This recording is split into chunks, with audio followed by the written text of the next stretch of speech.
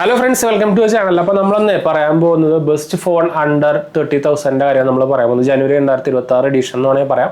നമ്മളിപ്പോൾ വീഡിയോ എടുക്കുന്നത് 8-ാം തീയതിയാണ്, ജനുവരി 8-ാം തീയതിയാണ്. അപ്പോൾ അതിനനുസരിച്ചുള്ള, അതായത് ഇതുവരെയായിട്ട് ലോഞ്ച് ആയ ഫോണുകളാണ് നമ്മളിത് പറയാൻ പോകുന്നത്. അപ്പോൾ ഈ മാസം വലിയ കാര്യമായിട്ടുള്ള പുതിയ ലോഞ്ചസ് ഒന്നും വരുന്നില്ല. വലിയ എന്താ പറയുക, ഒരു ബെസ്റ്റ് ഫോൺ കാറ്റഗറിയിൽ വരാൻ പറ്റിയ ഫോണുകളൊന്നും വരുന്നില്ല എന്നാണ് തോന്നുന്നത്. അപ്പോൾ അതുകൊണ്ട് തന്നെ നിങ്ങൾക്ക് ആക്ച്വലി നിങ്ങളൊരു ഫോൺ ഇപ്പോൾ നോക്കുന്നുണ്ടെങ്കിൽ, അതായത് നിങ്ങൾക്ക് ഇപ്പോൾ കുറേ പേർക്ക് എന്തായാലും ഈ മാസം വെയിറ്റ് ചെയ്തോ അടുത്ത മാസം എടുത്താൽ മതി എന്ന് പറയേണ്ട ആവശ്യമൊന്നും വരുന്നില്ല. എന്ന് വെച്ചാൽ നിങ്ങൾക്ക് ചിലപ്പോൾ ഫോൺ ഇപ്പോഴാണ് വേണ്ടത്, അപ്പോൾ നിങ്ങൾ ഇപ്പോൾ തന്നെ വാങ്ങിക്കണല്ലോ, അടുത്ത മാസത്തേക്ക് വെയിറ്റ് ചെയ്യേണ്ട ആവശ്യമില്ലല്ലോ. എന്ന് വെച്ചാൽ ഇപ്പോഴത്തെ അവസ്ഥയിൽ നോക്കി കഴിഞ്ഞാൽ എല്ലാ മാസവും പുതിയ ഫോൺ വന്നുകൊണ്ടേയിരിക്കും. അപ്പോൾ അങ്ങനെയാണെങ്കിൽ നിങ്ങൾ ഫോൺ എടുക്കേണ്ട വരില്ല. അപ്പോൾ അതുകൊണ്ട് ഞാൻ ഇപ്പോൾ എടുക്കണ്ട, അടുത്ത മാസം എടുത്താൽ മതി എന്ന് പറയാൻ പോകുന്നില്ല കേട്ടോ.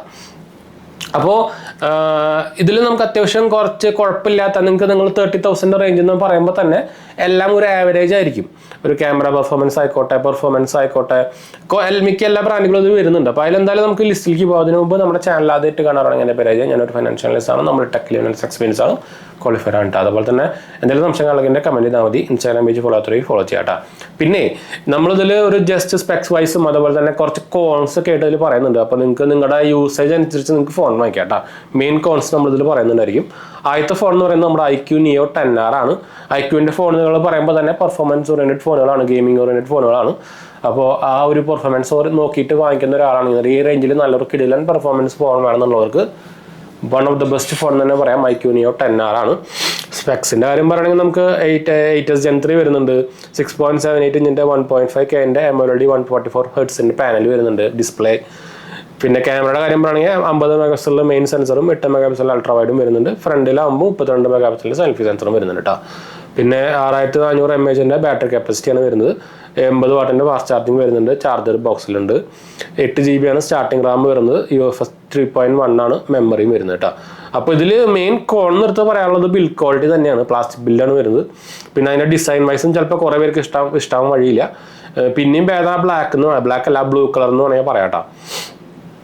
പിന്നെ ഉള്ളത് UI ആണ്. ഫൺ ടച്ച് OS മാറിയിട്ട് ഒറിജിനൽ OS വന്നെങ്കിലും പക്ഷെ ഇപ്പോഴും ഒറിജിനൽ OSലെ ആഡും പരസ്യവും ആപ്പും സംഭവമൊക്കെ വരുന്നുണ്ട് കേട്ടോ. മറ്റനാട്ടം കുറച്ച് ബെറ്ററാന്ന് മാത്രം. പിന്നെ ഇതിൽ പ്രോക്സിമിറ്റി സെൻസർ മിസ്സിംഗ് ആണ് കേട്ടോ. അപ്പോൾ രണ്ടാമത്തെ ഫോണിലേക്ക് പോകാം. നത്തിങ് ഫോൺ 3A Pro ആണ് നമ്മൾ പറയുമ്പോൾ, നമ്മൾ ഇതിൻ്റെ വീഡിയോ അൺബോക്സിംഗ് ചെയ്തിട്ടുള്ളതാണ്. 3A Proയിലും നമ്മൾ ബിൽഡ് ക്വാളിറ്റി വൈസ് നിങ്ങളൊരു ബെസ്റ്റ് ഫോൺ നോക്കുന്നുണ്ടെങ്കിൽ ഈ ഫോൺ നിങ്ങൾക്ക് എടുക്കാം. One of the best build quality phone എന്ന് വേണമെങ്കിൽ പറയാട്ടെ ഈ കാറ്റഗറിയിൽ. പിന്നെ അത്യാവശ്യം ഒരു പുതിയ ലുക്കൊക്കെ ആയിട്ട് വരുന്ന സാധനമാണല്ലോ. ഇതിൽ നമുക്ക് 7s Gen 3 ആണ് പ്രൊസസ്സർ വരുന്നത്. 6.7 ഇഞ്ചിൻ്റെ ഫുൾ HD+ പാനലാണ് വരുന്നത്. 120 Hz രണ്ട് മെയിൻ 50 മെഗാപിക്സൽ സെൻസർ വരുന്നുണ്ട്. 8 മെഗാപിക്സലിൻ്റെ അൾട്രാ വൈഡും വരുന്നുണ്ട്. ഫ്രണ്ടിൽ 50 തന്നെയാണ് വരുന്നത് കേട്ടോ. 5000 mAh ബാറ്ററി കപ്പാസിറ്റിയാണ്. 50 വാട്ടിൻ്റെ ഫാസ്റ്റ് ചാർജിങ് കൊണ്ട് PD ആണ് സപ്പോർട്ട് കേട്ടോ. പിന്നെ UFS 2.2 ആണ്. അത് വേണമെങ്കിൽ നെഗറ്റീവ് എന്ന് വേണമെങ്കിൽ പറയാം. പിന്നെ അത്യാവശ്യം വലിയ ഫോണാണ്. ക്യാമറ പെർഫോമൻസ് ആവറേജ് എന്നാണ് പറയാനുള്ളത്. അതാണ് വേണമെങ്കിൽ ഇതിൽ മെയിൻ കോൺ എന്ന് വേണമെങ്കിൽ പറയാം. പിന്നെ നമുക്ക് 3 കൊല്ലത്തെ മേജർ OS അപ്ഡേറ്റ് മാത്രമേ വരുന്നുള്ളൂ. അപ്ഡേറ്റ് കാര്യം പറയുകയാണെങ്കിൽ നമുക്ക് നത്തിങ് OS 4ലും ഇപ്പോൾ വലിയ, എനിക്ക് ആക്ച്വലി പനി കേട്ടോ, അപ്പോൾ അതിൻ്റെ ചെറിയൊരു ഡിഫറൻസ് ഉണ്ട്. പിന്നെ ഇതിൽ OS നമുക്ക് നത്തിങ് OS 4ൽ ഇപ്പോൾ ലേറ്റസ്റ്റ് വന്ന അപ്ഡേറ്റിൽ കുറച്ച് ബഗ് മാത്രമല്ല പരസ്യമൊക്കെ വരുന്നുണ്ടെന്നൊക്കെ കേട്ടു. അപ്പോൾ ഇത്രയും കാലം one of the best clean UI എന്നൊക്കെ സംഭവത്തിനെ പറയാവുന്ന ഒരു സാധനമായിരുന്നു നത്തിങ് OS. പക്ഷെ അപ്പോൾ അത് മാറി തുടങ്ങിയെന്ന് പറയുമ്പോൾ പറയാം കേട്ടോ. അപ്പോൾ എന്തായാലും അടുത്ത ഫോണിലേക്ക് പോകുകയാണെങ്കിൽ നമുക്ക് വേണമെങ്കിൽ Vivo T3 Ultra വേണമെങ്കിൽ പറയാം. ഇതും 28 ആ റേഞ്ചിലൊക്കെ നമുക്ക് അവൈലബിൾ ആണ്. MediaTek Dimensity 9200 പ്ലസ് പ്രൊസസ്സറാണ് വരുന്നത്. 6.78 ഇഞ്ചിൻ്റെ ഡിസ്പ്ലേ ആണ്. 1.5K ആണ്, AMOLED ആണ്, 120 Hz ആണ്. 50 മെഗാപിക്സൽ വൈഡ് ആംഗിൾ മെയിൻ സെൻസറും വരുന്നുണ്ട്. 8 മെഗാപിക്സൽ അൾട്രാ വൈഡും വരുന്നുണ്ട്. ഫ്രണ്ടിൽ 50 തന്നെയാണ് വരുന്നത് കേട്ടോ. 5500 mAh ബാറ്ററിയാണ്. 80 വാട്ട് ചാർജർ ബോക്സിലുണ്ട് കേട്ടോ. പിന്നെ UFS 3.1 ആണ് ഇത് വരുന്നത് കേട്ടോ. പിന്നെ ഇതിൻ്റെ കൂടെ തന്നെ വേണമെങ്കിൽ നിങ്ങൾക്ക് ഒപ്പോൻ്റെ K13 ടർബോനെയും വേണമെങ്കിൽ പറയാം. ഇതിൽ നമുക്ക് MediaTek Dimensity 8450 പ്രൊസസ്സറാണ് വരുന്നത്. 6.8 ഇഞ്ചിൻ്റെ ഡിസ്പ്ലേ ആണ്. AMOLED ആണ്. 1.5K ആണ്. പിന്നെ 50 മെഗാപിക്സലിൻ്റെ വൈഡ് മെയിൻ സെൻസറും 2 മെഗാപിക്സലിൻ്റെ മോണോക്രോം വരുന്നുണ്ട്. അത് വേസ്റ്റ് ആണ്. 16 മെഗാപിക്സലിൻ്റെ ഫ്രണ്ടാണ് വരുന്നത് കേട്ടോ. 7000 mAh ബാറ്ററി കപ്പാസിറ്റി വരുന്നുണ്ട്. 80 വാട്ടിൻ്റെ ഫാസ്റ്റ് ചാർജിങ് വരുന്നുണ്ട്. ചാർജർ ബോക്സിലുണ്ട്. UFS 3.1 ആണ് സ്റ്റോറേജ് വരുന്നത് കേട്ടോ. കോൺസ് എന്ന് പറയാനുള്ളത് അപ്ഡേറ്റ് സൈക്കിൾ കുറച്ച് ഷോർട്ടാണ്. സ്റ്റോറേജ് സ്പീഡും കുറച്ച് സ്ലോ എന്ന് വേണമെങ്കിൽ പറയാം കേട്ടോ. പിന്നെ പ്രോസ് എന്ന് പറയുകയാണെങ്കിൽ നമുക്ക് ബിൽഡിലായിട്ട് ഫാൻ വരുന്നുണ്ട്. പിന്നെ വാട്ടർ റെസിസ്റ്റൻസ് റേറ്റിംഗ് വരുന്നുണ്ട്. ഒരു ഡിസ്പ്ലേ അത്യാവശ്യം നല്ല ക്വാളിറ്റി ഡിസ്പ്ലേ ആണ്. ബാറ്ററി ലൈഫും അത്യാവശ്യം നല്ല ബെറ്ററാണ് കേട്ടോ. പിന്നെ T4 Proന് നിങ്ങൾക്ക് വേണമെങ്കിൽ കൺസിഡർ ചെയ്യാവുന്നതാണ്. 28 രൂപയ്ക്ക്. Qualcommൻ്റെ 7 Gen 4 വരുന്നതാണ്. 50 മെഗാ പിക്സലിൻ്റെ 2 സെൻസറും 2 മെഗാ പിക്സലും ഡെപ്ത് പോട്ടെ 32 മെഗാ പിക്സലിൻ്റെ ഫ്രണ്ട് വരുന്നുണ്ട്. 6500 mAh battery, 90 what fast charging വരുന്നുണ്ട്. പ്രൊസസ്സർ ഒരു ആവറേജ് എന്നാ പറയാനുള്ളൂ. കോൺസ് നോക്കുകയാണെങ്കിൽ അൾട്രാ വൈഡ് ക്യാമറ ആംഗിൾ ഇല്ല, പിന്നെ ആവറേജ് സോഫ്റ്റ്വെയർ എക്സ്പീരിയൻസ്. ഇതിലൊക്കെ നമുക്ക് എന്താ പറയുക ഒറിജിനൽ വോയിസ് വരുന്നതാണ് കേട്ടോ. ഫൺ ടച്ച് ഓസിനായിട്ടും ഭേദമാണ്. അപ്പോൾ അതാണ് നമ്മൾ പറയാൻ കാരണം. പിന്നെ നമുക്ക് മോട്ടോറോളയുടെ ഫോൺ വേണമെന്നുണ്ടെങ്കിൽ എഡ്ജ് 70 വന്നിട്ടുണ്ട്. അത് നിങ്ങൾക്ക് എടുക്കാവുന്ന ഒരു ഫോണാണ്. അത്യാവശ്യം നല്ല ബിൽഡ് ക്വാളിറ്റിയും റേറ്റിങ്ങും പ്രൊസസ്സറും അത്യാവശ്യം കുഴപ്പമില്ലാത്തതാണ്. സ്ലിം ആണ്.